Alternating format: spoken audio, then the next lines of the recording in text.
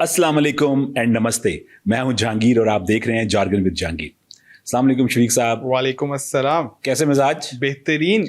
यार मैं आपको आज कंग्रेचुलेट करना चाहता हूं, मुबारक देना चाहता हूं। बहुत शुक्रिया, लेकिन किस बात की? हाँ, ये अच्छा सवाल है यार। हमारे प्यारे बुलंद शाह हैं, उनकी जो गवर्नमेंट में वो आए और वो प्राइम मिनिस्टर बने, तो आप उसको तकरीबन 1 महीना हो गया है। बिल्कुल ठीक है, तकरीबन क्या बल्कि हो गया 28 तारीख को। ठीक है, 1 महीना हो गया। अच्छा, अगर मैं आपको डायरेक्टली सवाल पूछूं आपसे कि हमने उसमें बहुत पॉडकास्ट की, 2-3 की, हमारे नेपाली भाइयों ने बहुत अप्रिशिएट भी किया। ये और बात है कि सब्सक्राइब नहीं किया, लेकिन चले कर देंगे इंशाल्लाह। कर लेंगे। तो सवाल ये था कि आप कैसे देखते हैं उनकी जो परफॉर्मेंस है 1 महीने की, उसको आप कितना ज़बरदस्त देखते हैं, क्या रेट करेंगे? मैं अगर ज़ाती तौर पे बताऊं, ठीक है, परफॉर्मेंस ऐसी है कि प्राइम मिनिस्टर की पोस्ट पे you have to see things holistically. So on a scale of 5 stars अगर बात की जाए तो मैं तो 5 out of 5, because I am a fan. Amazing. जो उन्होंने बोल्ड स्टेप्स लिए हैं अभी तक, तो उस हिसाब से अगर देखा जाए तो 5 आउट ऑफ 5। आपका क्या ख्याल है? मेरा तो ख्याल 10 आउट ऑफ 5। अच्छा, 10 आउट ऑफ 5। आप ज़्यादा, क्योंकि मैं उनका ज़्यादा फैन हूँ। उसकी रीज़न ये नहीं है, अपेरेंटली लगता होगा कि यार वो एक बहुत ज़्यादा बैकग्राउंड उनका पॉलिटिकल नहीं था या उस तरह का नहीं था, लेकिन मैं इस वजह से नहीं हूँ। मैं इस वजह से हूँ कि उनके कंट्री में जो पिछले कई सालों से जो एक वहाँ पे जो पॉलिटिशियंस थे, वो उनका वो अपना सिक्का जमा के रखा हुआ था। ट्रेडिशनल थे, वो पक्के मंजे हुए पॉलिटिशियन थे, वो किसी को आने नहीं देते थे।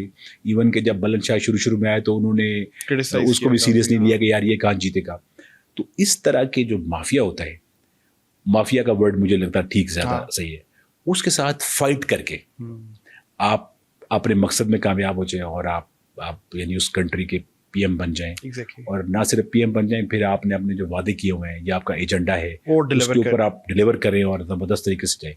तो इसलिए मैं आपके 5 स्टार से माजत चाहता हूँ, जरा मैं थोड़ा ऊपर करके 10 स्टार देता हूँ। Just to add, I think we have to see the fact कि ओवरनाइट नहीं था, कि एकदम से सीधा प्राइम मिनिस्टर नहीं बने। प्रॉपर एक जर्नी है कि यार पॉलिटिक्स में आए, मेयर बने, मेयर के तौर पे सर्व किया, बोल्ड स्टेप्स लिए, काफी पॉपुलैरिटी बढ़ी, काम करके दिखाया, एंड देन इवेंचुअली टिकट मिला और फाइट किया और वो प्राइम मिनिस्टर की पोस्ट पे आए। और फिर अभी जो उनका स्टांस चल रहा है, अगर हम लोग सेगमेंट बाय सेगमेंट इसे लेके चलें, तो फर्स्ट आई थिंक हमें जो कैबिनेट मिनिस्टर्स उनके 2 थे, एक उनके होम मिनिस्टर और एक जो minister of labour, employment and social security थे, वो दोनों, एक ने रिजाइन कर दिया या हटा दिया गया उनको, और एक खुद स्टेप डाउन कर गए। वैसे जो पॉलिटिशियन होते हैं ना, आराम से रिजाइन करते नहीं है, छोड़ते नहीं। कोई फिल्म चलाई होगी तो भाई साहब ने किसी ने बोला भैया जी आप तो पकड़ गए, तो ज्यादा खुद ही निकल ले। जो वो थे होम मिनिस्टर, हमारी कंपनी में ऐसा नहीं होता कि पकड़ा जाए उसे कहते हैं भाई बात सुनो, या तो खुद रिजाइन कर दो, या हम ले लेंगे तो भाई साहब को किसी ने कहा होगा या बुलंद साहब ने कहा होगा, उन्होंने बोला हमें लोग फोन कर रहे हैं कि आप बाज नहीं आ रहे, तो लिहाजा आप निकल लें। अब अगर उनके जो होम मिनिस्टर उनकी बात की जाए, तो उन्होंने जो अपनी सोशल मीडिया पे पोस्ट की रेजिग्नेशन के बाद, तो उन्होंने बताया कि यार nothing is more important then having that public trust. ठीक है, ये पावर, ये कुर्सी, it does not mean anything अगर वो ट्रांसपेरेंसी उसके अंदर नहीं है। और उन्होंने स्टेप डाउन भी इसीलिए किया। ये रीजन बताइए। हाँ, उन्होंने स्टेप डाउन भी इसीलिए किया। तो यार एक सेकंड, मतलब हमारे ये जो सेंट्रल, ये जो एशिया है, मशरक़ वस्ता है, या ये सारे इलाके हैं, उसमें वैसे इस लेवल का पॉलिटिशियन इतने एथिक्स के साथ बहुत कम होते हैं। तो अगर ये रीज़न बताइए और जेन्युइनली अगर यही रीज़न है, तो भाई साहब ज़बरदस्त है बंदा। फिर उन्होंने कहा ना कि एक ऑनगोइंग एक इंक्वायरी चल रही है, तो दैट शुड बी इम्पार्शियल। अगर मैं कुर्सी पे बैठ के वो इंक्वायरी फेस करता हूँ, तो उसमें एक पार्शियलिटी आ सकती है। एग्जैक्टली कि मैं इन्फ्लुएंस कर रहा हूँ या कुछ कर रहा हूँ उसे। तो ये क्या मैं स्टेप डाउन करता हूँ। और वो फाइनेंशियल कुछ थे कंसर्न्स वगैरह कि जी इन्होंने कुछ एसेट्स डिस्क्लोज नहीं किए। फिर एक बिजनेसमैन जो not very well known in the sense, infamous हैं कुछ चीज़ों के लिए, उनके साथ इनके कुछ रिलेशनशिप्स वगैरह थे, तो उस हवाले से एक इल्जामात लगे। तो उन्होंने कहा चेक कर लो, in the meantime I will step down. आप चेक कर लें, अगर सब सेट हुआ तो वापस आ जाऊंगा। और दूसरी तरफ दूसरी एग्जांपल थी, जो इनके मिनिस्टर थे लेबर, एम्प्लॉयमेंट और सोशल सिक्योरिटी के, वो भाई साहब अपनी बेगम को एक हेल्थ बोर्ड था उस पे नॉमिनेट करवाना चाह रहे थे, यार नॉमिनेट करवा दिया। थोड़ा उस बेचारे को गुंजाइश करनी चाहिए थी यार। बेगम यार घर नहीं घुसने देगी, मारेगी बहुत। हैं? लेकिन रोटी ये नहीं भी बना के ख्याल देगी। करना चाहिए ना कि मुल्क क्या आ गया फिर। हाँ ये बात तो है, मुल्क आगे है, लेकिन भाई साहब उसको लगता होगा कि मेरी पीएम यही है, प्रेसिडेंट भी पीएम भी हर चीज। लेकिन खैर उनको भी उन्होंने भी फिर मतलब स्टेप डाउन किया, रिजाइन किया अपनी पोजीशन से। सो आई थिंक यहाँ पे this speaks for the kind of transparency Buland Shah is trying to bring in. वैसे यार एक बात है ना, मतलब आप जब बात बताते हैं मुझे कि आप देखें कि यार एक बंदा पीएम जो बना है ना, उसका ट्रैक रिकॉर्ड क्या है, वो किस लेवल का ट्रांसपेरेंट उसकी चीज़ें हैं, वो किस किस्म का इनकलाबी कदम उठा रहा है, रेवोल्यूशनरी है, वो किस स्टेप से उठ गया। आपको कैसे लग सकता है कि आप एक ऐसे बंदे की छतर छाया में रह के इस तरह की हरकत करें और पकड़े ना जाएं, और फिर आपका एहतसाब ना हो, ठीक है, अकाउंटेबिलिटी आपकी ना हो, तो ये तो फिर ऐसा ही है ना कि यार चलो ठीक है, मतलब ये रिस्क ही था एक किस्म का। तो और फिर अगर मतलब मजीद एरियाज में देखें कि why we are giving him 5 stars, तो एक तो चलो ये हो गया कि यार उनकी कैबिनेट, उनकी टीम जो है वो एक ट्रांसपेरेंट है। फिर वो जो ग्रेटर नेपाल की बात कर रहे हैं, नेपाल के इंटरेस्ट, नेपाल फर्स्ट की बात कर रहे हैं कि यार पहले नेपाल आएगा, हमें इसको प्रोटेक्ट करना है। अब जिस तरह वो बॉर्डर पे स्मगलिंग कंट्रोल करवा रहे हैं, उस पर अपोजिशन भी आई, उस पर इंडिया की तरफ से ही बहुत हुआ कि यार जो नेपाली 100 रुपए से ज्यादा की चीज है उस पर टैक्स लगेगा, ठीक है, तो उस पे हुआ, लोगों की तरफ से भी हुआ, जो कम्युनिटीज उधर रहती हैं। वैसे इस बात पे मैंने सुना है, शफीक साहब आपकी बात काट रहा हूँ मैं, इस बात पे मैंने सुना है कि इंडियन मीडिया को काफी आगे, क्योंकि मीडिया फेस होता है ना अपनी गवर्नमेंट का, वो भी बता रहा होता है, तो चाहे जैसा भी फेस हो, समटाइम बुरा फेस होता है, सबने अच्छा फेस होता है, उनको मैं देख रहा था यार, वो इस बात को बहुत माइंड किया उन्होंने काफी ज्यादा। भाई आप इस बात को अंडरस्टैंड करें कि नेपाल जो है उसकी इकोनॉमी आप जितनी बड़ी नहीं है, और गवर्नमेंट जब नहीं आती है, एस्टैब्लिश होती है, उसको पैसा चाहिए होता है, उसको रेवेन्यू चाहिए होता है, तो वो डिफरेंट रेवेन्यू स्ट्रीम ढूंढती है कि यार गवर्नमेंट को पैसे कहाँ से आते हैं।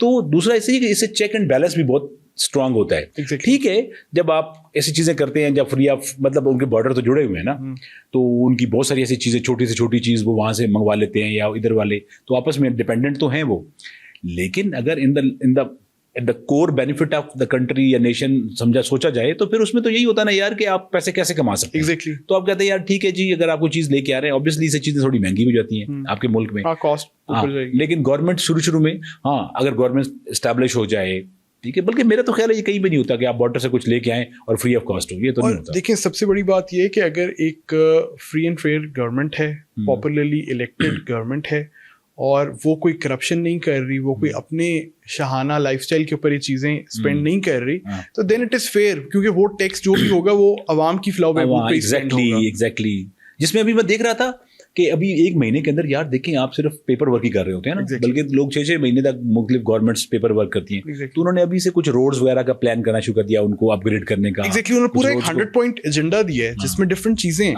ठीक है। नहीं वो समटाइम एजेंडा तो बहुत लोग देते हैं ना, हमारे एजेंडा भी देते हैं, डंडा भी देते हैं, दोनों चीजें देते हैं, लेकिन वो वाले जो है देखिए सिर्फ एजेंडा दिया, अभी उन्होंने कुछ अपग्रेडेशन की बात की, फिर उसके अलावा उन्होंने एजुकेशन की बात नहीं यार, उनके ना ये जो पासपोर्ट वगैरह या डॉक्यूमेंटेशन के कोई NIC या जो उनके कार्ड होते हैं, वो उनके फंसे हुए थे, काफी टाइम से आ रहा था, वो तकरीबन कोई 2 मिलियन वो प्रोसेस होना स्टार्ट हो गए। तो चीजें, इसका मतलब ये होता है कि आपको ऑन ग्राउंड चीजें चल रही हैं, जब चीजें चलती हैं तो आपको बंदे की या अपनी गवर्नमेंट की इंटेंशन नजर आती है कि भाई साहब ये काम कर रहे हैं। तो फिर अगर वो गवर्नमेंट किसी टैक्स से पैसे कमा रही है, तो ये तो अंडरस्टूड है ना कि वो अपने अवाम की भलाई के लिए लगाएगी।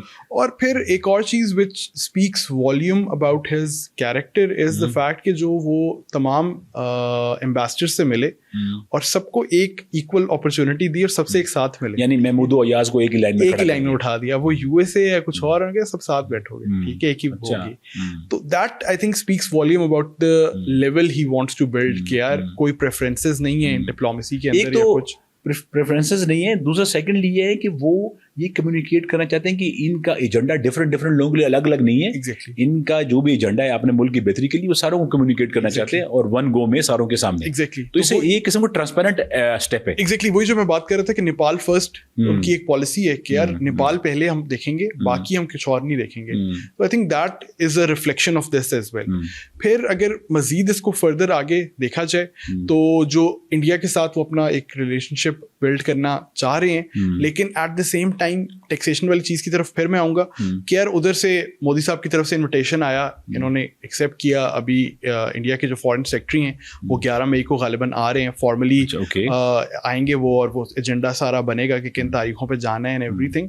लेकिन at the same point in time जो उन्होंने स्टेप लेना था अपने एंड से, उन्होंने टेक्सास के हवाले अच्छा, से, बॉर्डर के हवाले से लिया। आपकी बात को थोड़ा सा इंटरफेयर करता हूँ यहाँ पे। मैंने ये भी कुछ सुना है, ऐसे मतलब मुसद्दका ज़राए तो नहीं है, मतलब रिलायबल सोर्स आप नहीं कह सकते, लेकिन सुनने में आया है कि वो इस बात पे जो अभी ये टैक्स वैक्स की बातचीत हो रही है ना इंडिया के साथ, तो इंडिया वाले इसमें बहुत ज़्यादा ही उखड़ गए हैं और वो भी इसमें भी रोड अटका रहे हैं कि ये जो उनका सेक्रेटरी विजिट करना चाहता है ना, ये भी कहीं प्रोलॉन्ग हो जाए या ना हो। इस तरह की खबरें भी आ रही हैं।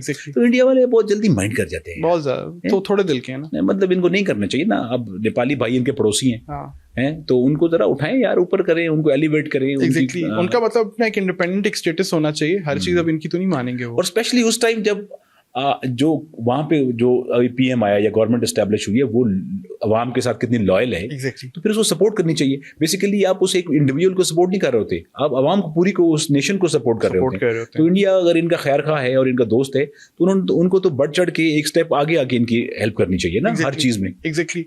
और मजीद अगर इसमें देखा जाए परफॉर्मेंस के लिहाज से, तो एजुकेशन उन्होंने कहा कि जी पब्लिक स्कूल में जो है गवर्नमेंट ओन्ड स्कूल जो हैं उसमें हमारे ऑफिशियल्स, और इवन उन्होंने कहा मेरी अपनी बेटी जो है वो एक गवर्नमेंट स्कूल में जाएगी, ठीक है, प्राइवेट स्कूल में नहीं जाएगी, ताकि लोगों का एक ट्रस्ट बेहतर हो सके गवर्नमेंट के इदारों के अंदर। क्योंकि जब आपका लीडर लोग देखते हैं ना, अवाम देखती है कि यार जो हमारे लिए जो फैसिलिटीज हैं या चीजें हैं वो खुद भी वो प्रेफर करते हैं, तो ऑब्वियसली वो हमारे मुल्क की तरह नहीं होता कि वहाँ पे हमारा हॉस्पिटल में बड़े बड़े इलाज नहीं कराते, बाहर चले जाते हैं इलाज कराने के लिए।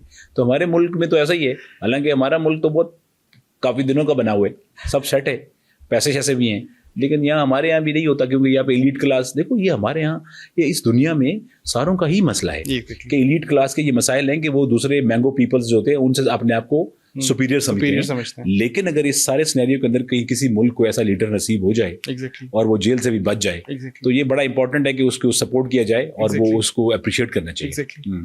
और मजीद हाँ कह सकते हैं किसी हद तक जो कुछ अनपॉपुलर डिसीजंस हैं, जिस तरह हम अभी देख रहे थे कि उन्होंने स्टूडेंट यूनियंस बैन की हैं, ठीक है, ऑल्दो डिस्पाइट द फैक्ट कि जेन ज़ी ही उन्हें लेके इक़्तिदार में, उन्होंने इनकलाब लाया, पिछली गवर्नमेंट ख़त्म हुई, फिर elections and everything, but I believe and I hope कि उनके पास कुछ लॉजिक, कुछ रैशनल होगा जिसकी वजह से उन्होंने फैसला लिया है, ठीक है।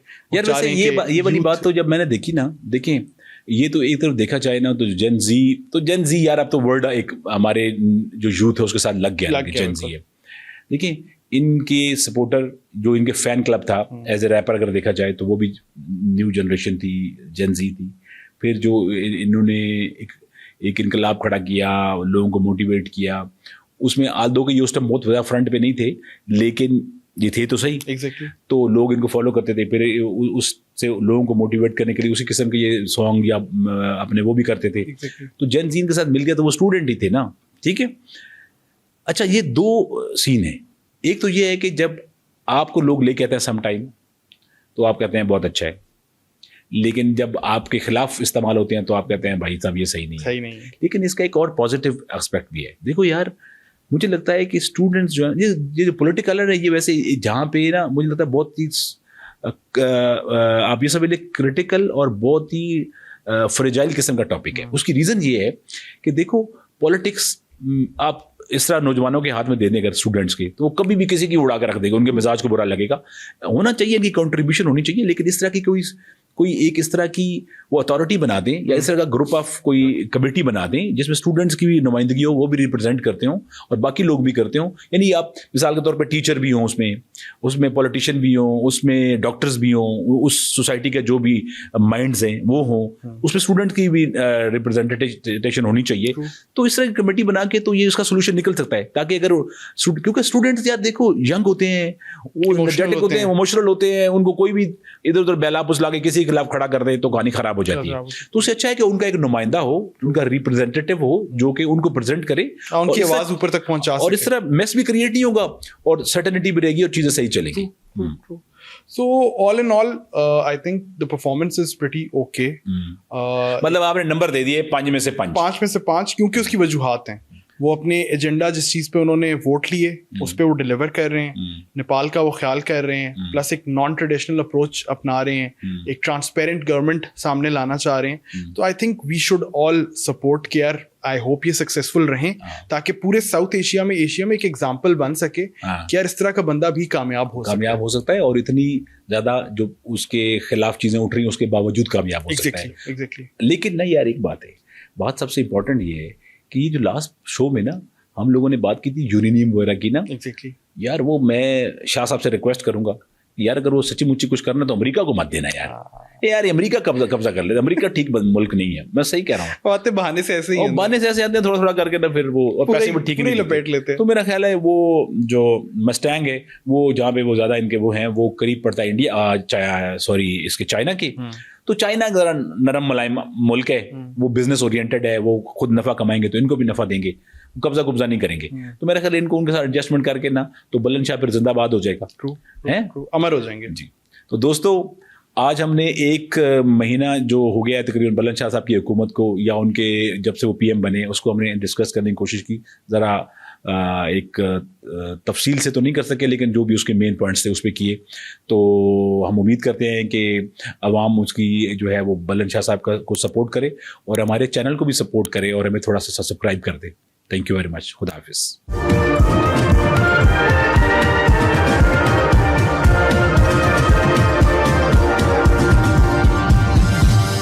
You are watching Apna Watan.